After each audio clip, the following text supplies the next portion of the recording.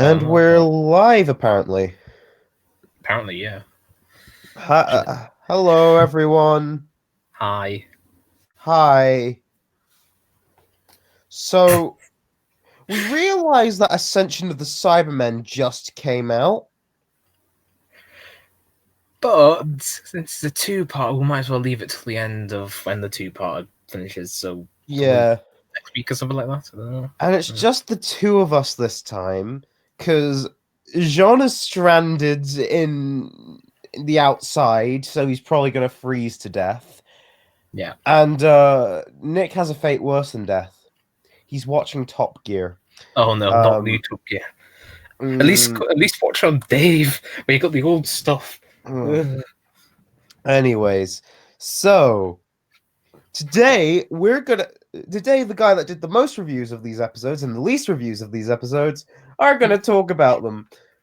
And I did the least reviews because I did none of these.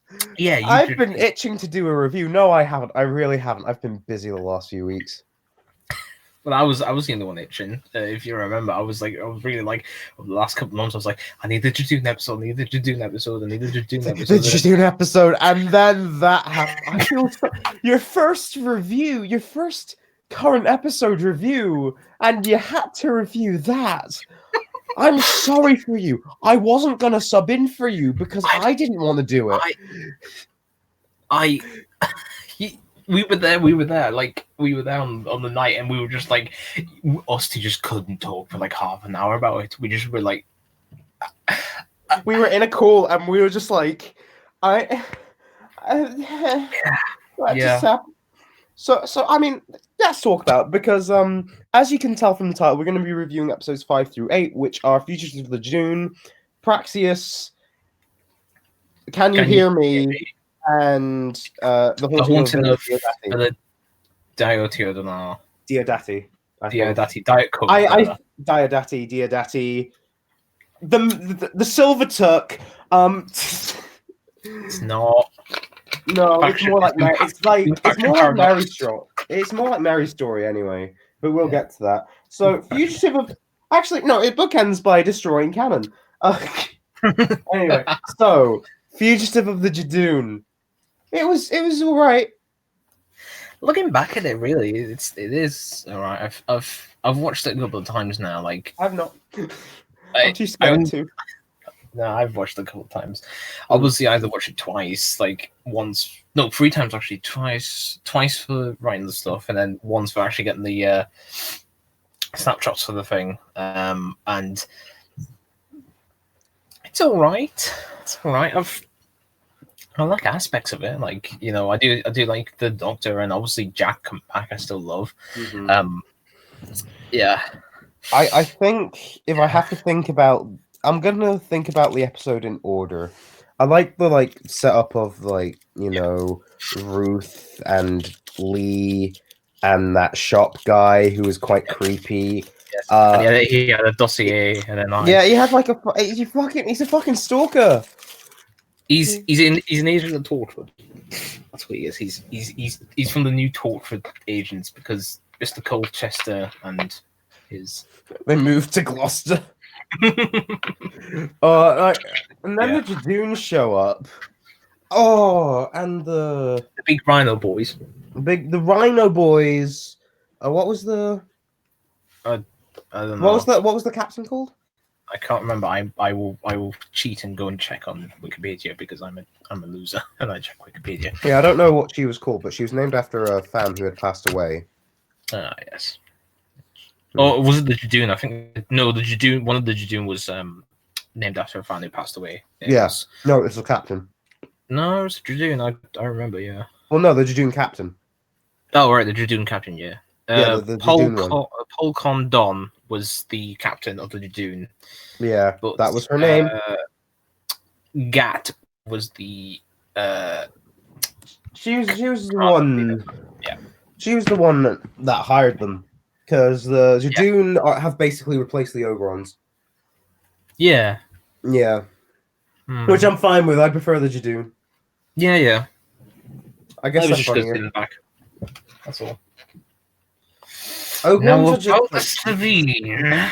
Sorry. Well, you can't really use them in the same way, but like bringing back the theme would be cool. Anyway, yeah, I just like.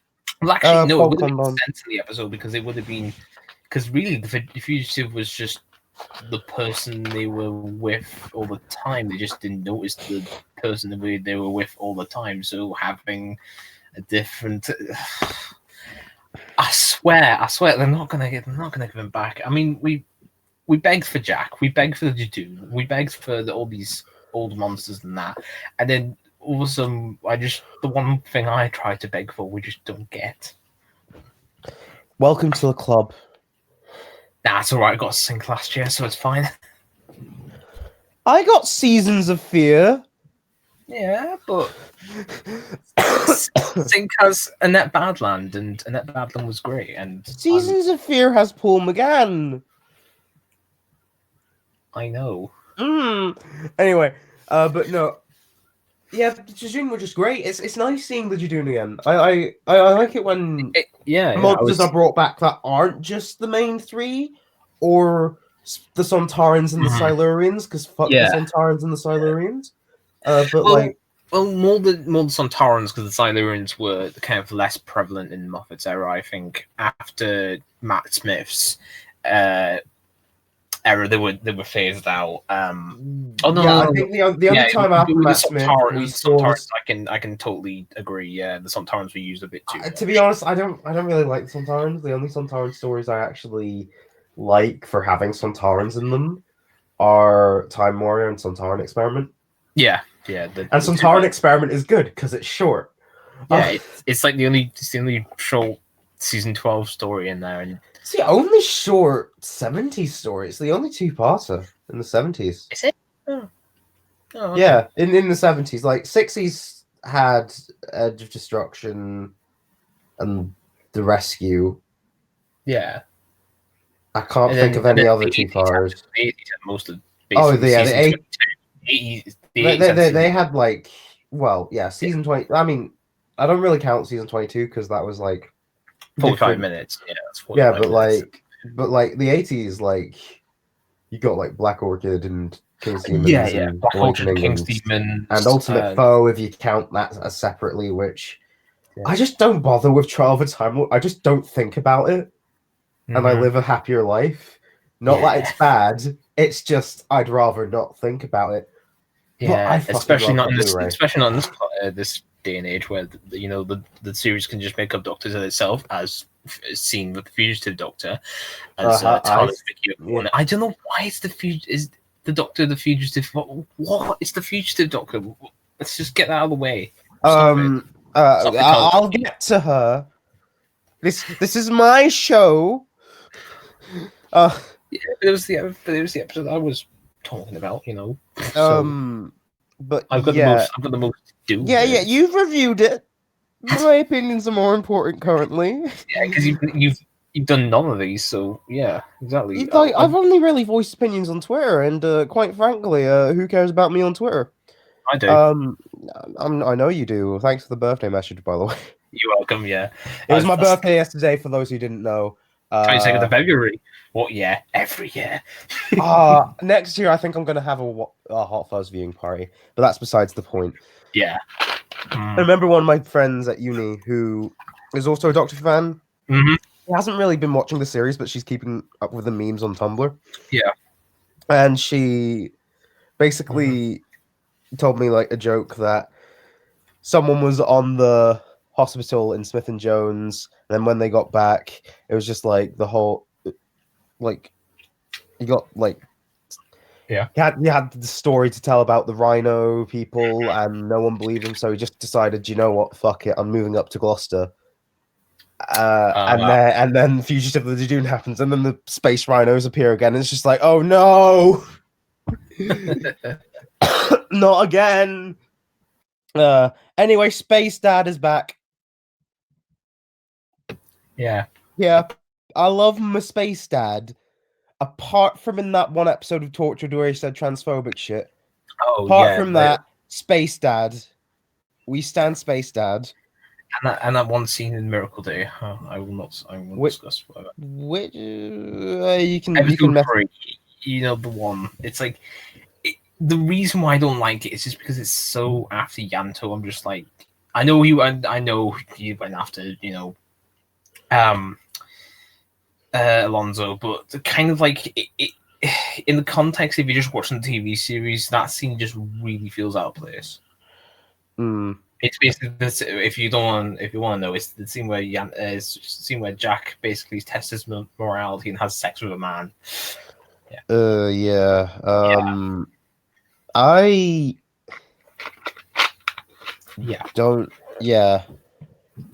Miracle Day was weird, of course. Yes, I was. I only know that because I was watching it until 2 o'clock in the morning last night. So, yes. Anyways, yeah. And that's all I can say about him. He was only there for like 5 minutes.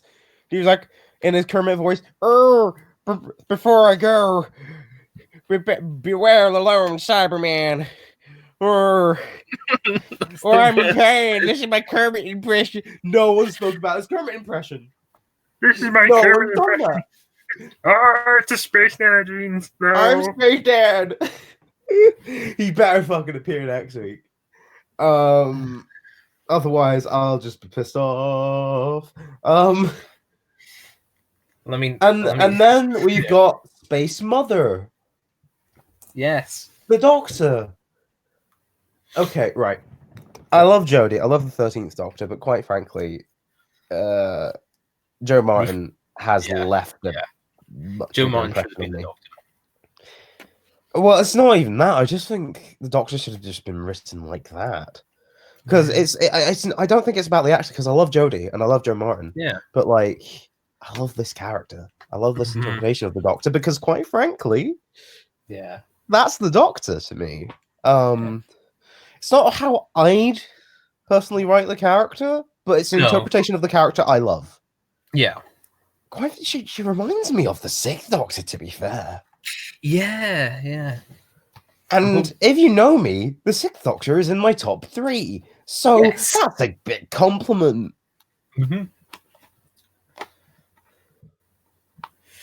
Yeah. Anything else to say? Okay, right. I feel like we can't talk about the episode without talking about the cultural impact. Yeah. Canon is a fragile thing and a sensitive word in the Doctor Who community. And Chris Chibnall has, like, caused everyone in the community to have a panic attack, and I don't think we've all recovered yet. Yeah. Especially those who we shall not mention because they don't deserve to be mentioned. You know who you are, so there you go. Oh, I'm fine. No, I'm not even gonna fucking quote it. No, I was there in the time war. Sorry. Unlike Joe Martin's Doctor, which, to be honest, I feel like the theories have been done to death. Yeah. Unless if for some reason you're Ryan in watching this, which hi by the way, if you're still watching this, you've probably seen all the theories and heard all the theories, and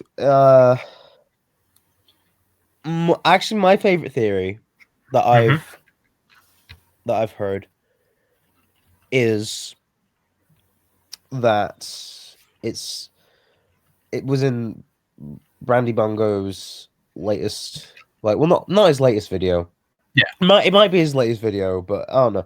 It was him talking about theories. It's like a special walk to work with Whittaker, where he was talking about theories about the Timeless Child and all that, and him saying it's the Timeless Children were the things that made the Time Lords. Yeah, and because we've had throughout the entire Moffat era, the Doctor's going to die, like through a Matt Smith era, and then in Peter Capaldi's run, the Doctor's going to die in Series 9, and then Series 10, he's just once he's about to regenerate, he just doesn't want to. The Timeless Children may have been right, we need another Doctor. Boop. And then Joe Martin was created. Also, Robert, No, Joe Martin is not the 14th Doctor. Unless if she is, in which case Chibnall is just no. Like, quite frankly, within Fugitive of the Judoon itself, it's kind of clear that she's not. It's No. like it's one thing to lie outside of the you know of the Mhm. yeah, outside of the show, but quite frankly, lying within your own plots. No, lying to the audience like that in with that sort of scale, no. But Well, then yeah, again, this week's lied about our plot because we didn't expect what we were gonna expect. No, yeah, well, the last 2 weeks really. So yeah, in line. yeah.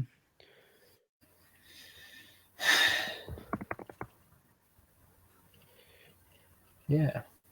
But yeah, oh, Robert wants to debate me on Joe Martin as being 14, but quite frankly, we shouldn't. That'll just take up our whole stream. So the answer is no. We're not going to do that right now, Robert. No, we don't deserve to. I don't think there's much more to Fugitive of the June. I keep saying it's too fast, and I can't pronounce Judoon correctly when I do it. Yeah. But Jean is on a random bus right now. Huzzah! He's on. It's random bus stops for Sean. Yeah. We'll see. Yeah. I get okay. Right. Not enough people have talked about the character of Lee, and I'm just like, I liked Lee. That means he was a companion, a loyal companion. Absolutely, yes. Just like Martha in Human Nature. And Bernice in the other Human Nature. I agree with Martha in the Human Nature. She's not really a faithful companion because that's probably Martha's weakest episode in the series. I'm going to discuss this for a little bit. Okay. Yeah. It's that not is a Martha's universal weakest thing without tangents. I know, yeah. But well, no, we haven't got as many times as we did last time, where we just kept talking about whatever. Good job, Nick is but watching Top Gear right now. But yeah. Sorry, that was quite rude for Nick. If he watches us back, we do apologize. Let's boycott Nick for not watching Top Gear. Anyways, do continue. Sorry. No, I won't continue. I think I'll save it for another day. Yeah, probably for the best. So yeah, my rating for Fugitive of the Judoon is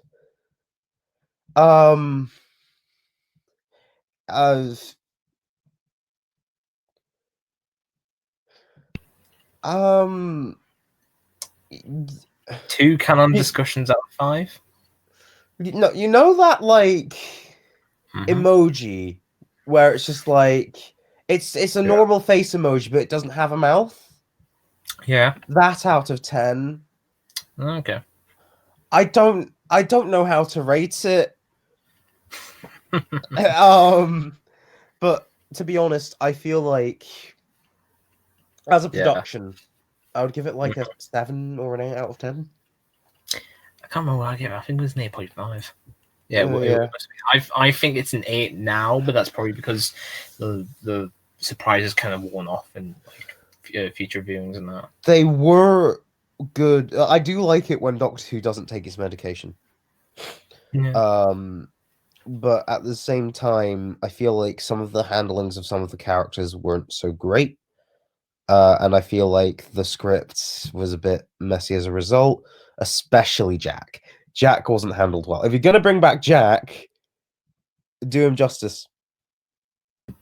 Bring him back for a full episode and that, yeah. Yeah. Anyway, so Praxeus. Praxeus is probably my least favorite of the ones we're going to discuss, not because it's bad. I like it. It's a 7 out of 10. That's all I can really say. Ooh, we've got some divisiveness.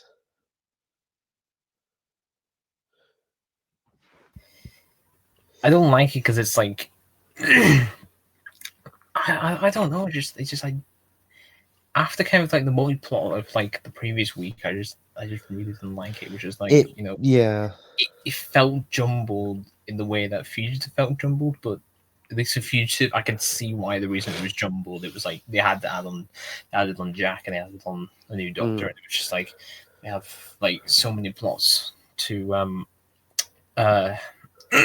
sorry, so many plots onto a normal episode and that. But with this one, it's like an episode that's based on the plots, and I think like that's the reason why I don't like it.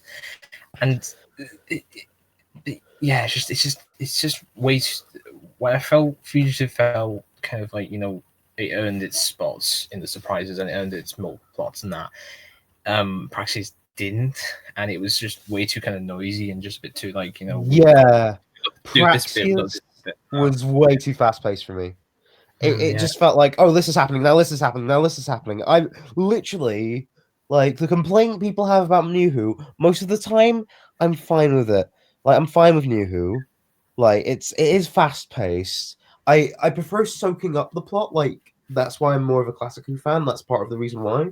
And also a reason why you're a big Finish fan as well, because that was I mean they have a mixture of runtimes to play with. Like sometimes just half an hour, sometimes an hour, sometimes like 70 minutes, sometimes 2 hours, sometimes 4. Oh god. But still, like Praxis, I liked it. In all honesty, even though Warren Brown is a meme and I love him, he wasn't the best guest. Like, he wasn't the best side character. The best one was Suki. Yeah. She was actually interesting. She felt lively. She felt the most there. Mm-hmm, yeah. And it I don't, again, like sometimes with like there's the characters who turn out to be villains, that's another reason why I didn't like it as well. I think like that it just felt too much of a turn, and it felt way kind of out of character, if you know what I mean.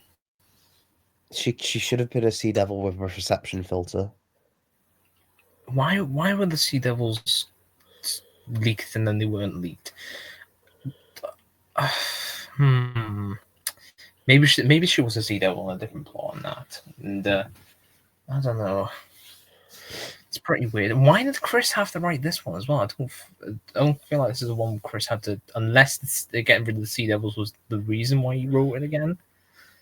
I don't know. There isn't really any serious series kind of. The thing is, the Autons being mentioned, I may have thought like, oh, the Autons being mentioned. Well, that's Peter McTeague probably would put that in because I was thinking, oh, maybe Jim will put that in, but then I remember Pete McTeague is one of the biggest Doctor Who fans currently working on the show, possibly even bigger than Chris himself. Although Chris is a big fan, I'm not denying this. Didn't you see him complain to Pip and Shane Baker that their plot was shit, even though Terror of the Vervoids is actually all right? We're never gonna let that go, are we? No, we're not. No. But we love him. Well, at least I do. I appreciate Series 12. I appreciate Series 11, but I love Series 12. Diamond's Children can be shit, and I would still love Series 12. Yeah. It's been a good series. You can probably tell what my thoughts on Ascension of the Cybermen will be based on that statement alone. But yeah, sorry, Praxis. Praxis. I do like the fact that everyone had at least something to do. Graham was a bit more on the sidelines, but he drove out some character out of Warren Brown. I'll forget his name and his character's husband's name. I will forget everyone's character's name apart from Suki. Warren's character was Jake, and the other one was Adam. Yeah. Warren Brown's character should have been called Steve. Just to annoy Warren's character should have been called Warren. Warren Brown's character should have been called Fist Clench Guy. Like even in the main cool. promotional photo with him in it, his fists were clenched, but like it was in a different way than the usual one. Also, shout out to John who fit that photo in perfectly. Yeah. I was What laughing you when in I our was- vortex. But yeah, I did love Warren Brown in it. Yeah, I did love Jake and Adam's plotline. Although it did, with all the plot lines going on, it did feel like a too many cooks in the kitchen situation. But it's like it's executed well. I think it's executed well, but it's a bit fast paced for me. My So problem is it- I feel like it hasn't been executed well. I feel like it's just been kind of. I agree with you. Too many cooks in the kitchen, but this time I feel like it was just like. it is that breaking point. It did need more time, I think, to flesh everything out. It needed like an hour, maybe even an hour 15. Oh, especially that ending. That ending. That ending was rushed. I do like it, but it was rushed. Yeah. Also, the first gay kiss in the TARDIS, and it isn't Thasmin. People are pissed. I am not one of them. I don't ship Thasmin anymore because, well, I stopped shipping them. I ship Jack and Graham. Oh boy, yeah. Like, I stopped shipping Thasmin as soon as I saw a woman who fell to Earth. Because I'm like, nah, that's not who the Doctor is this time round. That makes no sense. You stopped shipping them when you saw the first episode. Okay.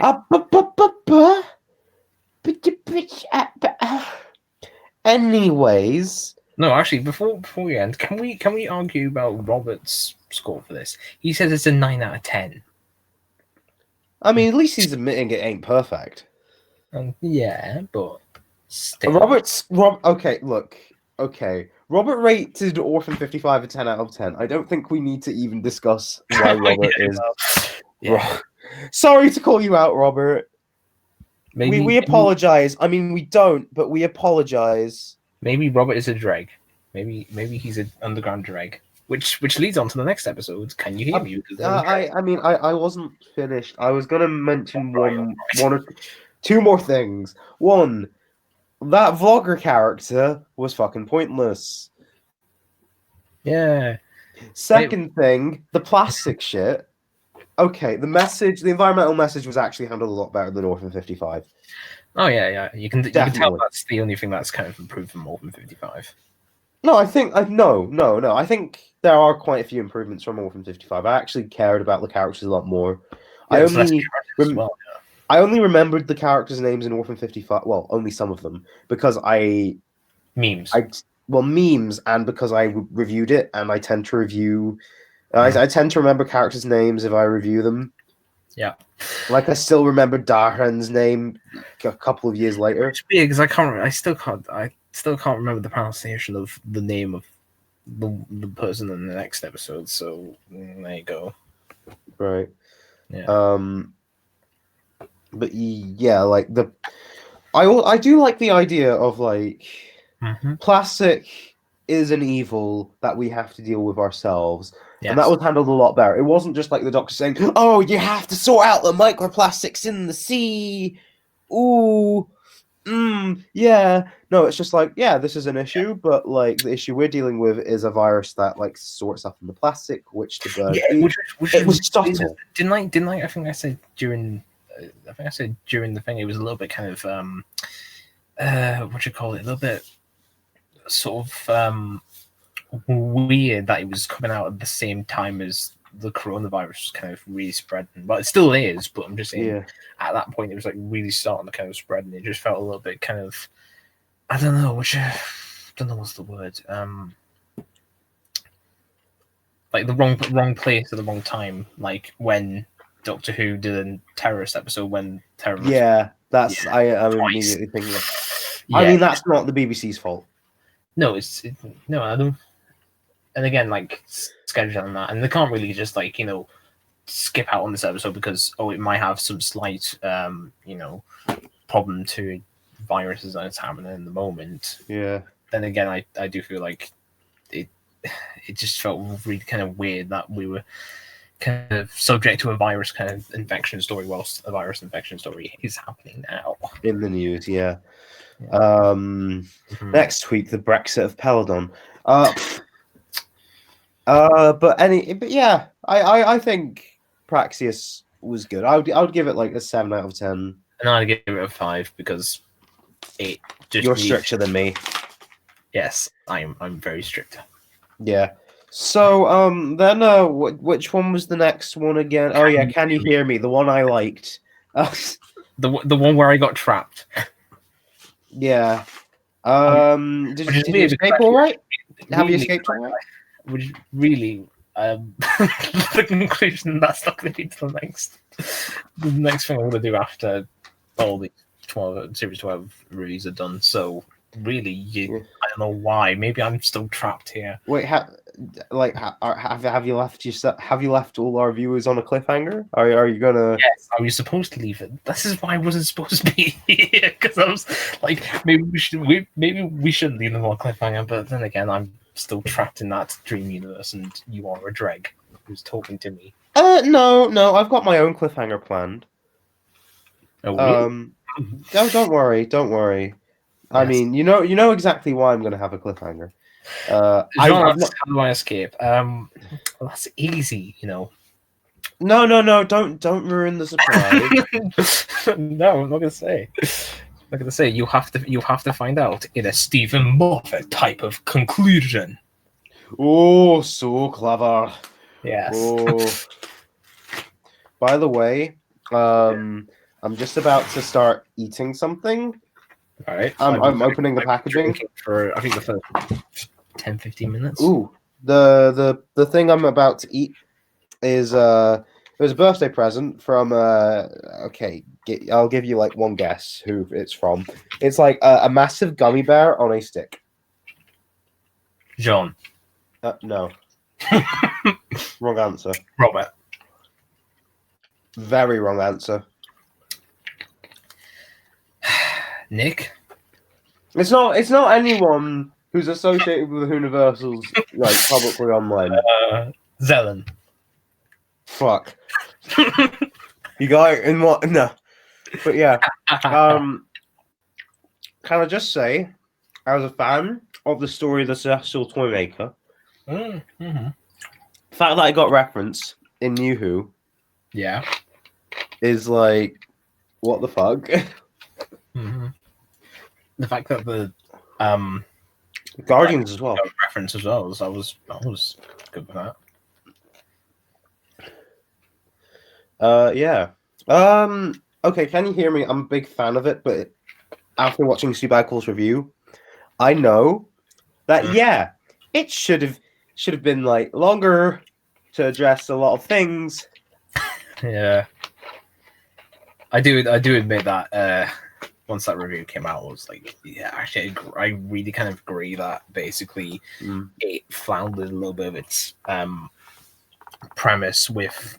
Although I like the character scenes, it just really kind of floundered the time with the character scenes, and I just feel like, you know, with one of the character scenes that's and we still not really got an evaluation on that one we're talking about. That's at the end, so Yeah, we'll talk about the start. Even though the start is basically just sort of, the companions are getting sent home, and I got chips though. Oh, I love that line. I love that. Chips I got chips though. But I'm just gonna say I love that line too. Also, talking about birthdays, and one thing I caught the review, it was my birthday on the day Can You Hear Me came out. It was a good birthday present. Did I forget to wish you happy birthday that day? No, you didn't. No, you didn't. Good. No, you didn't. Everybody wished me happy birthday. Yay. Except for Doctor Who itself. Right? I mean, as I said, it's better than celebrating your birthday with part 2 of Mark of the Rani, where a man gets turned into a tree. That's a great thing to celebrate your birthday on. Never mind. Anyways,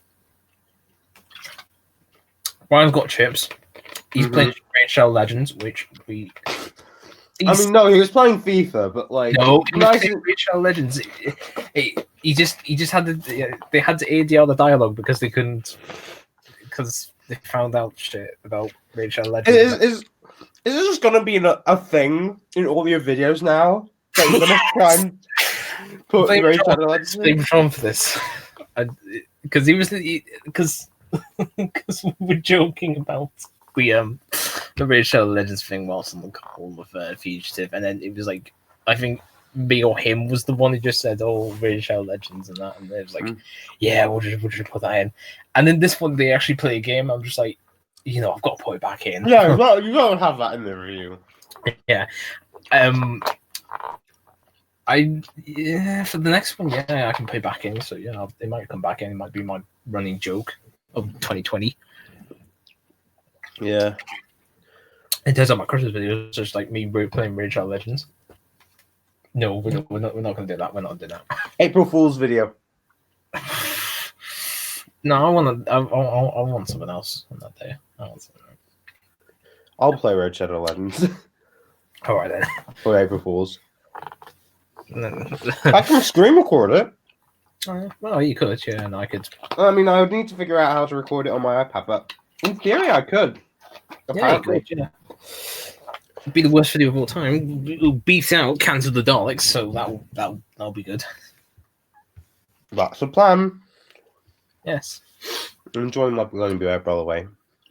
Yeah, you are.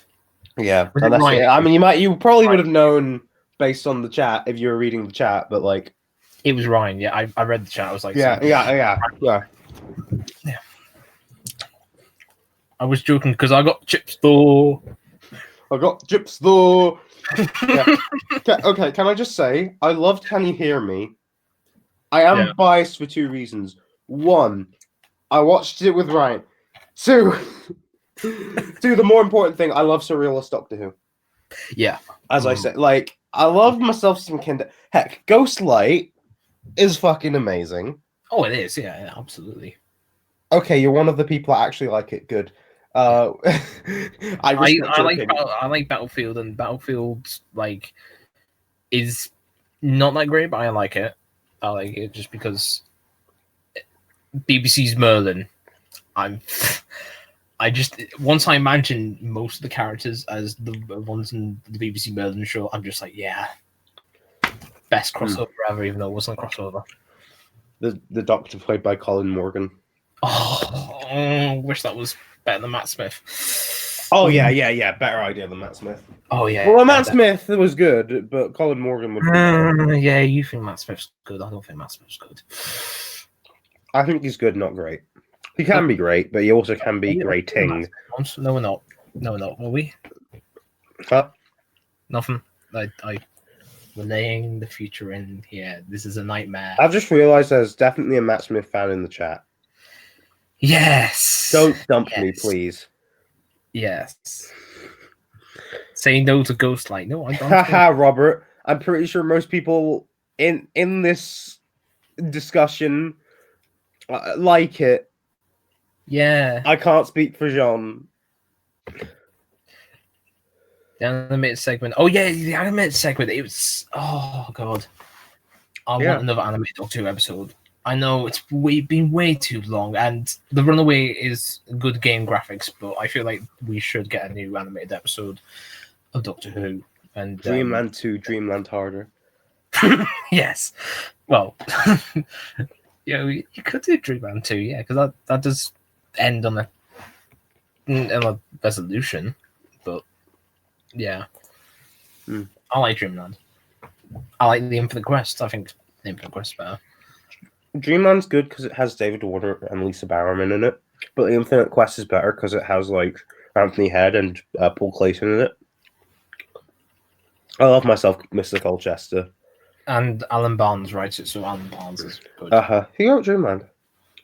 No, Phil Ford. All right. So technically, you should like it more because he co-wrote Wars of Mars and that. Yeah, but Douglas Adams also wrote Destiny of the Daleks. Terry Nation did. He was credited, but Douglas Adams pretty much rewrote all of it. So, anyways, back to Can You Hear Me? because we are getting off tangent now. But yeah, my favorite moments were the dream sequences. Yaz's were my least favorite dream sequences, but they had the best payoff. Yeah, I will agree on that. Like the 50p scene, honestly, one of, if not my favorite scene in the entire Whittaker era. Yeah. We can all agree that scene was good. And if you don't think it was good, you have no taste in artistic direction. We'll pay you a quid instead of 50p this time. No, we're not paying anybody. No. Yeah, if you don't like it, leave. But yeah, But I was, because I like the Nightmare Man episode of Sarah Jane Adventures, and I read this.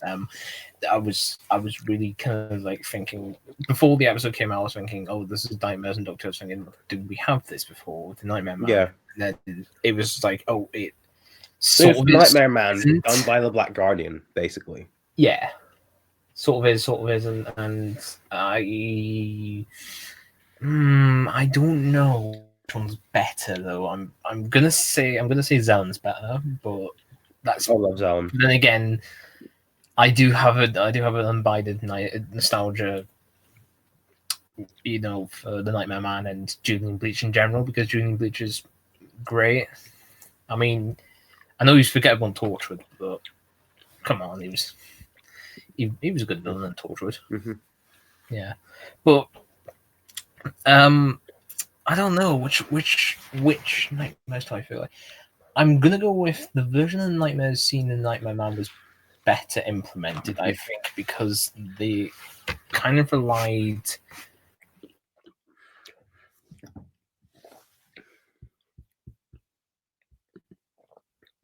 Hello.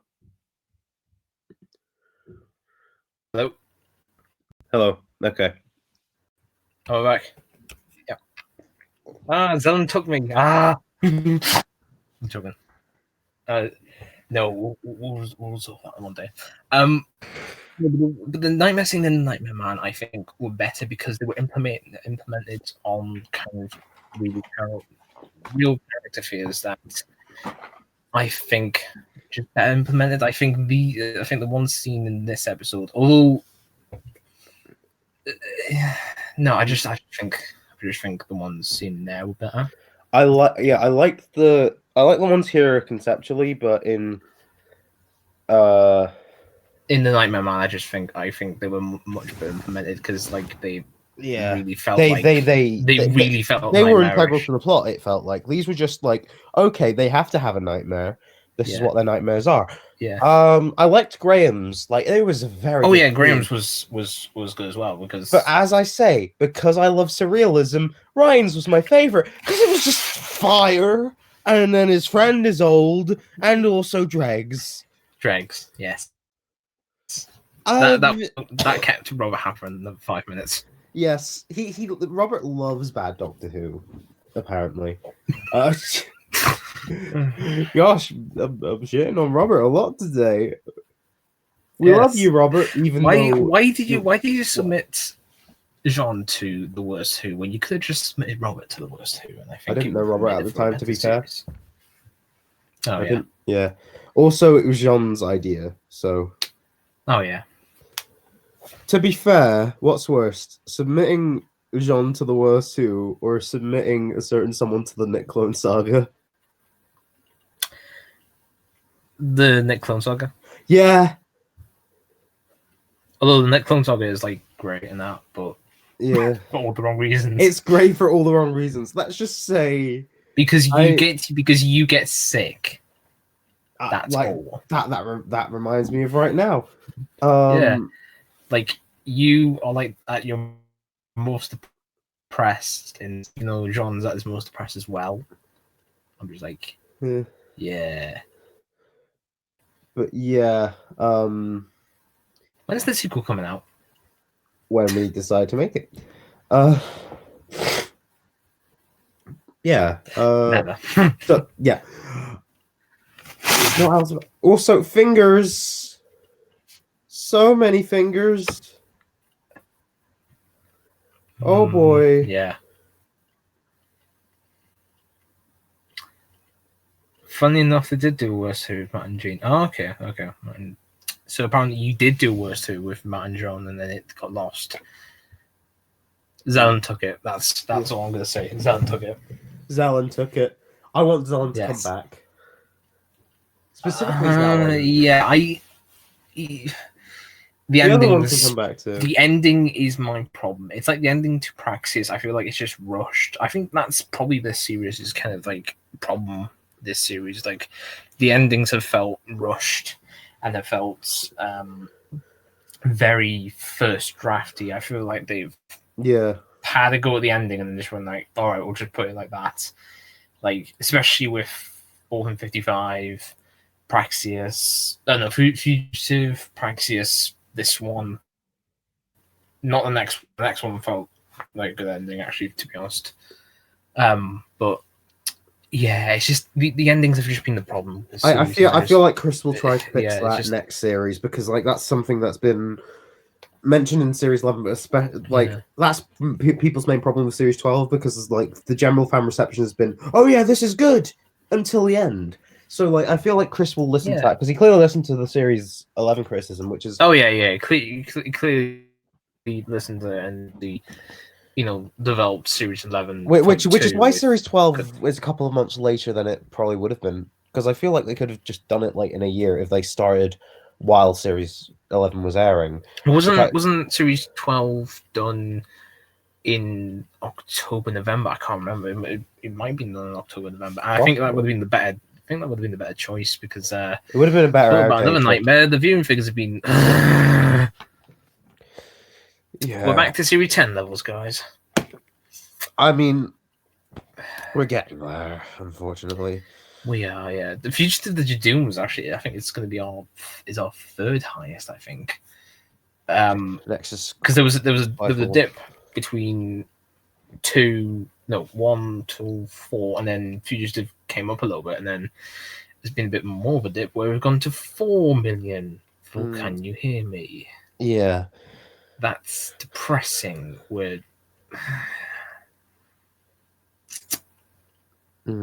this is why the series is getting shoved to the autumn. It's because it's the better slot, everybody. Yeah. I'll discuss more when I don't know. Am I leaving? Never mind. I'll stay there. I give it an 8 out of 10. I think I gave it a 6.5. Was it 7.5? I can't remember. Ooh, that is different. Okay. Valid. No, I'm gonna give it a 7. Opinions. I'm gonna give it a 7. Yeah. Because looking at it now, I feel like. Did I give it? I can't remember. Did I give it a 6.5 or an 8.5? If I gave it an 8.5, it gets a 7. If I gave it a 6.5, it gets a 7. I don't care. Yeah. This is why I don't like schools, because I get confused. Yeah. Now, let's move on to quite possibly, it's the only.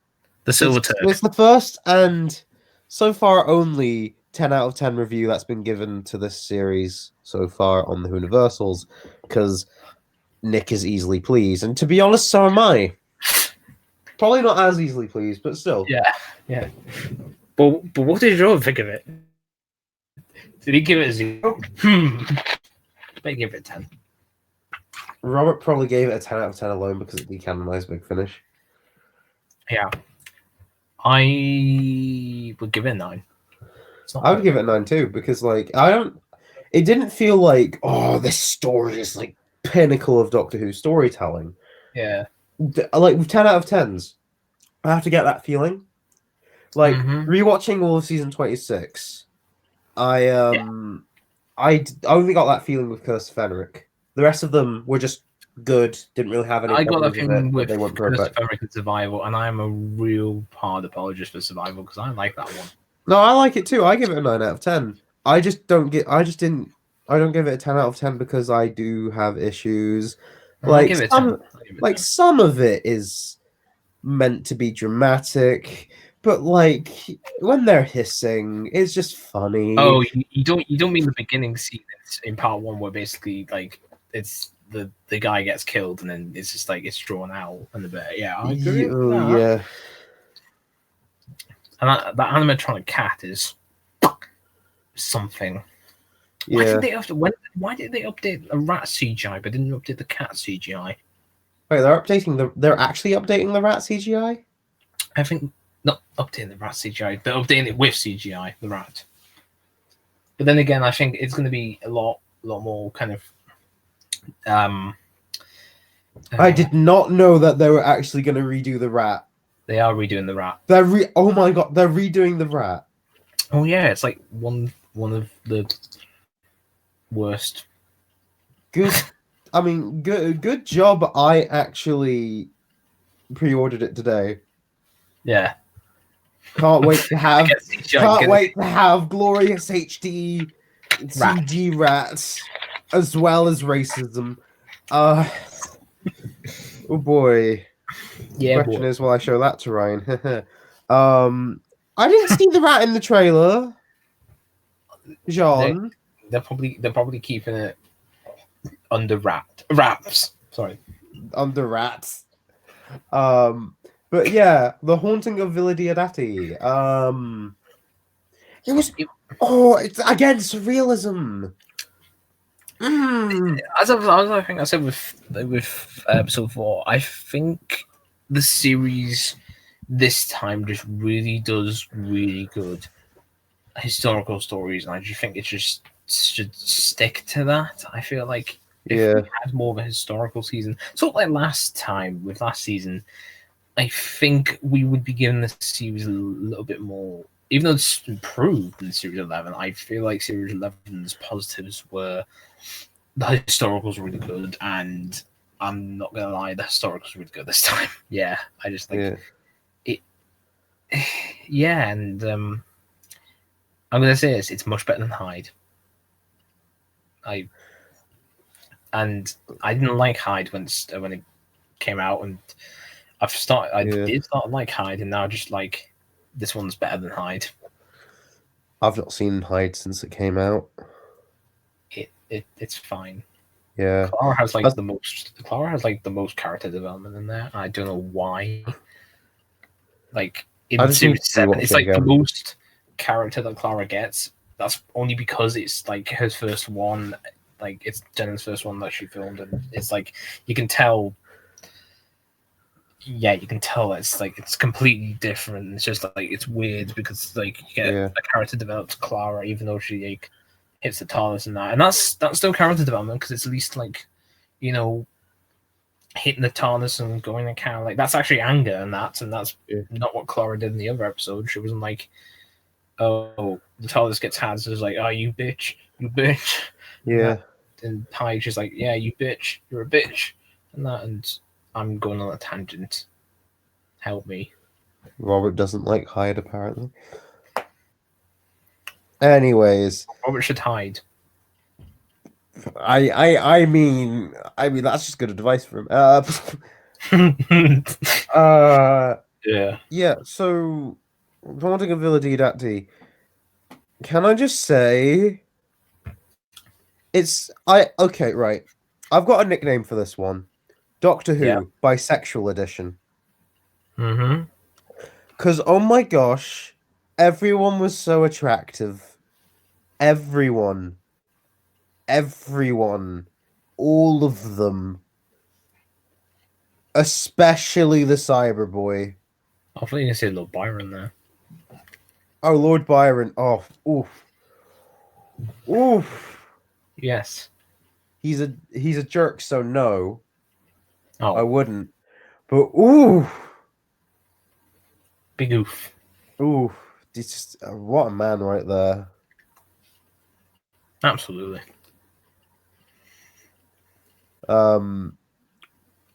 Yeah.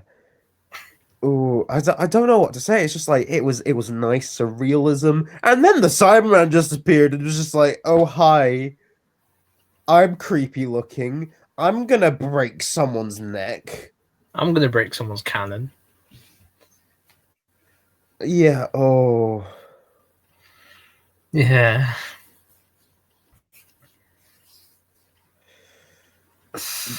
I don't know what to say. It's just like there wasn't anything done poorly. Maybe.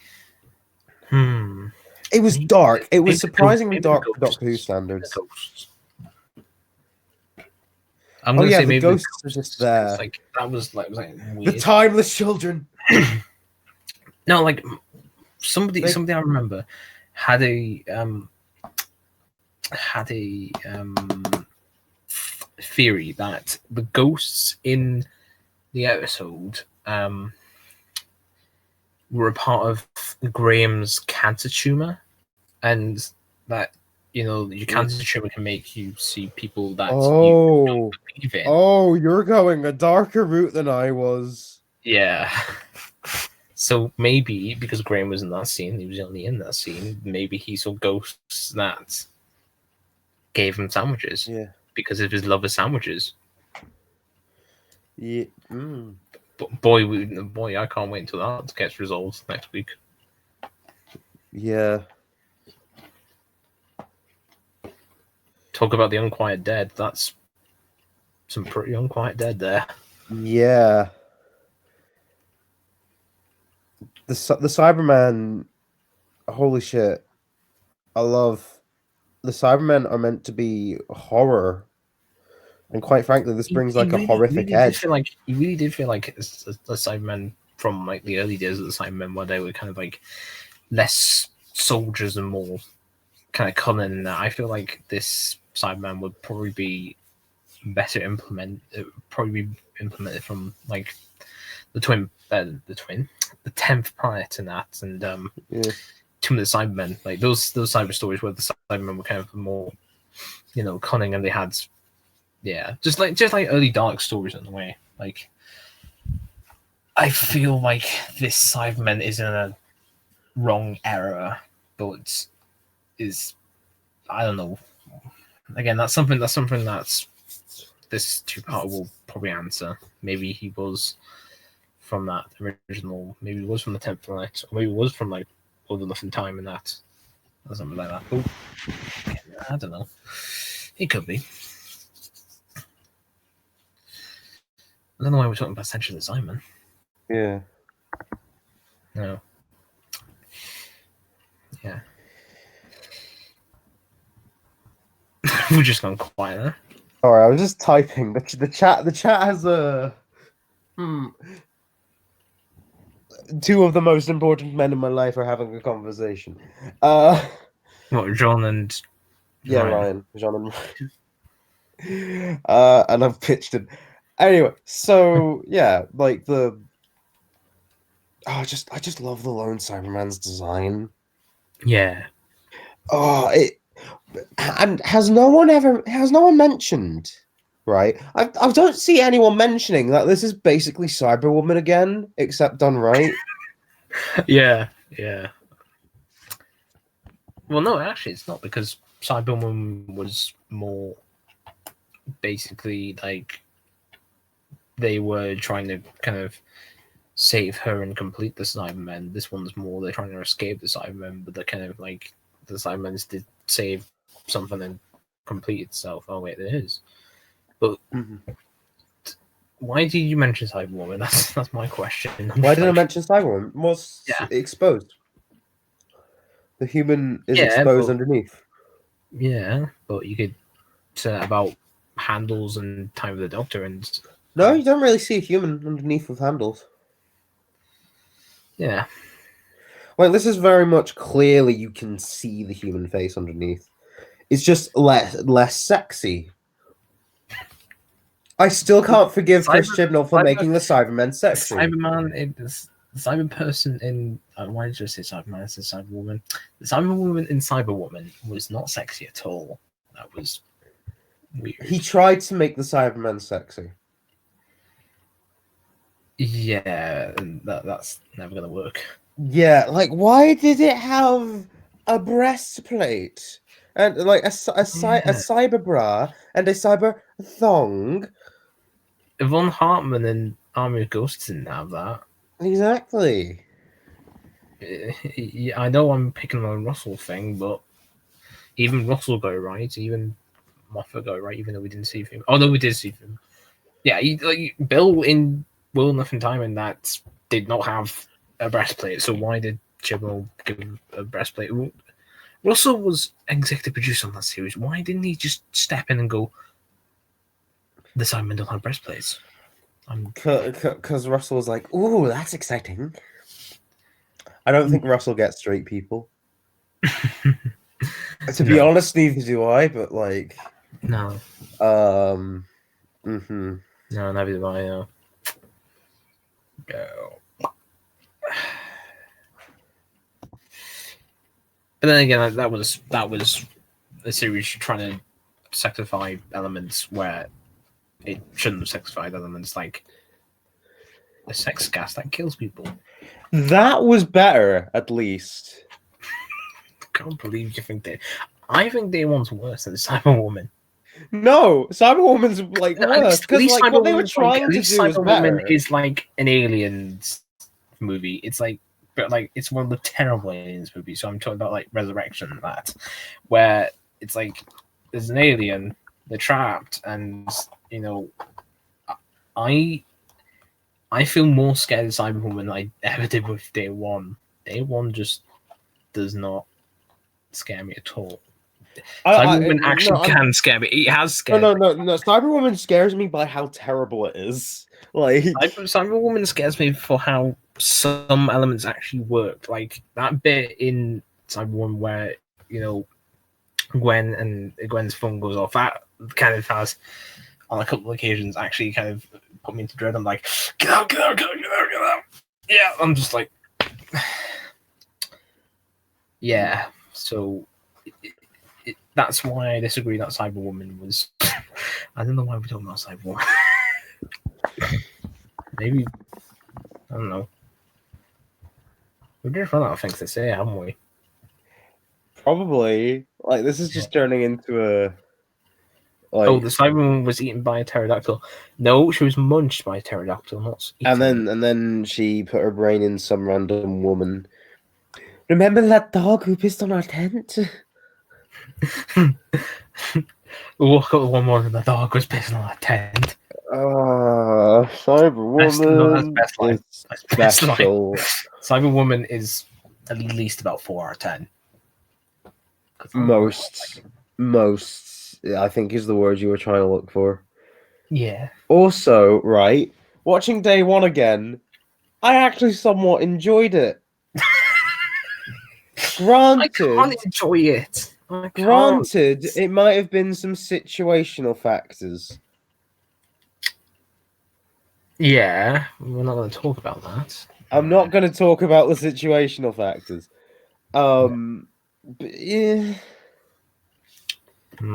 Either way, Ghost Machine was really good. Yeah, it was. I saw a tweet saying Ghost Machine is basically a spin-off of Blake 7, except the charges pressed against Blake weren't actually fake. Yeah.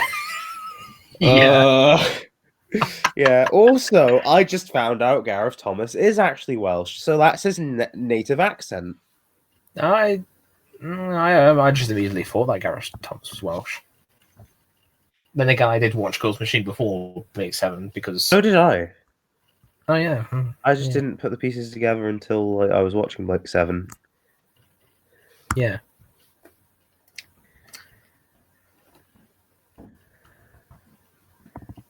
We should just talk about more torture than that, because I don't know. I mean, feel free. You are the spin-off guy. You are the RTD era guy. You're just the RTD guy. I know. You. I don't know. What's Nick? He's more the Big Finish guy. Or is it I'm more the Big Finish guy. Yeah, you're more the Big Finish guy. Jean's more. Jean's the guy who doesn't upload. Doesn't upload.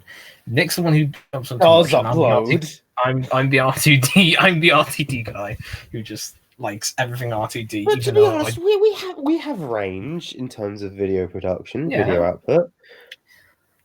Then again, once I don't talk about RTD and I talked about Mission to the Unknown remake, everybody just hated me. I was just like, yeah, I'm not going to talk about Mission to the Unknown again. I do not know why everybody hates me for that one. I can't remember what I thought of it. I don't know. Sexy cyborg covered in barbecue sauce. Oh yeah. That should have happened in the Horton of. Yeah, they should just got barbecue sauce on that and rubbed it on the Cybermen. Was barbecue sauce even invented? Yeah, but the Doctor got the glasses from Pythagoras and that in the Ghost Monument, and it was in a jacket that had been emptied and that, and the jacket. Yeah, exactly. Don't do that. Don't do that, Matt, because once you do that, everybody's just gonna go. And anyway, this one broke canon anyways.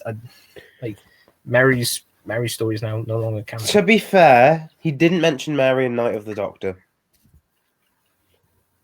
Also, Time War. Also, Cracking Time. There are plenty of ways to explain it. Also, the looms are canon. Did I explain on the night saying that this is from a theory from another person that when the Doctor rebooted the universe, a lot of the events went out of order that were in order before the universe had done that, and they were trying to fix it all together, and that's why the Doctor kind of knew about Mary but never kind of knew the adventures of Mary because the universe had cracked in that and couldn't really mention it. Then again, that was a part of the episode where she was like, "Don't interfere," and I think she's probably got memories of her as Paul McGann and them going, "Well, actually, I had adventures with Mary Sheridan and that, and I just don't want to remember. And I hope she doesn't remember. And I hope we don't bump into her and that. And oh wait, we bumped into her. Okay." Part of me just wanted what I'm thinking is two Paul McGanns to peer through the door. All this story. Like, yeah, part of me just wanted like Paul McGann's head to peer around the door, but also Paul McGann's head to appear again, peering around the door through the same door. I'm just thinking of Dimensions in Time with Paul McGann's head. Pickled in time, like gherkins in a jar. I want the Ronnie back. I want her back. Yeah, why not bring the Ronnie back, Chris? Yeah, that would have worked with practices because I feel like that really would have worked with practices because the Ronnie in the classic series was kind of about experiments with Suki as the not gonna lie, when we found out that when the Suki twist was happening, I'm like, is she the Ronnie? Yeah. Like literally, like whenever any sort of character twist happens, I'm like, Ronnie. It's the Ronnie. Like when the Master was happening, I was like, "Ooh, it's a Time Lord. Is it the Ronnie?" Speaking of the Master, Sasha Dewan Twitter Q&A, and now I'm just like, I want to ask a question. I don't know. Would you cover Jodie Whittaker and barbecue sauce? No, Thomas, behave. I'm trying not to joke here. I think we have to end this morally now. Like, from a moral point of view, we have to end this.